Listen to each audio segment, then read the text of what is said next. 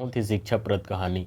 एक युवा नौजवान लड़का था, लेकिन बेरोजगार था। नौकरी के लिए काफ़ी मशक्क़त कर रहा था।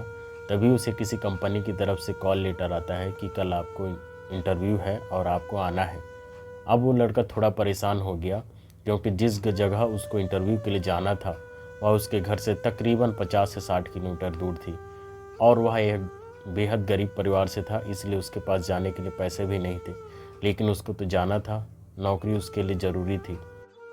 जैसे तैसे उसने 50 रुपए का बंदोबस्त किया और घर से निकल गया, और वह चौराहे तक पहुंच गया।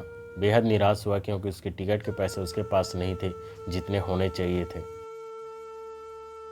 तभी उसको पास में एक मंदिर दिखाई देता है और वह उस दिशा में चला जाता है।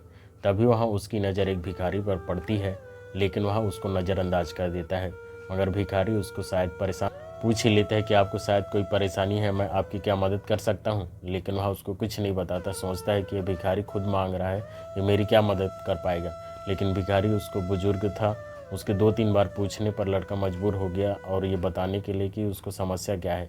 तो भिखारी ने उसको बोला कि तुम 500 रुपये लो और जाओ और अपना इंटरव्यू दो।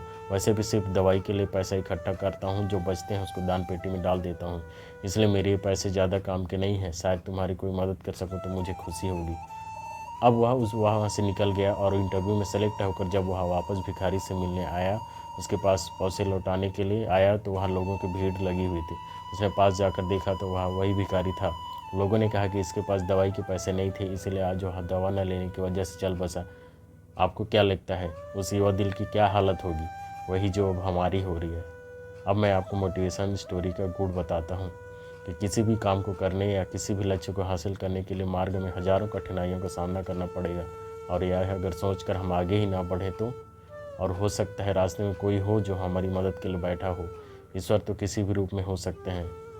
तो सार यही है कि आगे बढ़ते रहो, लेकिन रुको मत यार। अगर आप रुक गए तो फिर संभावनाओं का अंत हो जाएगा। आपको कहानी कैसी लगी? अगर अच्छी लगी होगी तो लाइक, शेयर और सब्सक्राइब कर दें।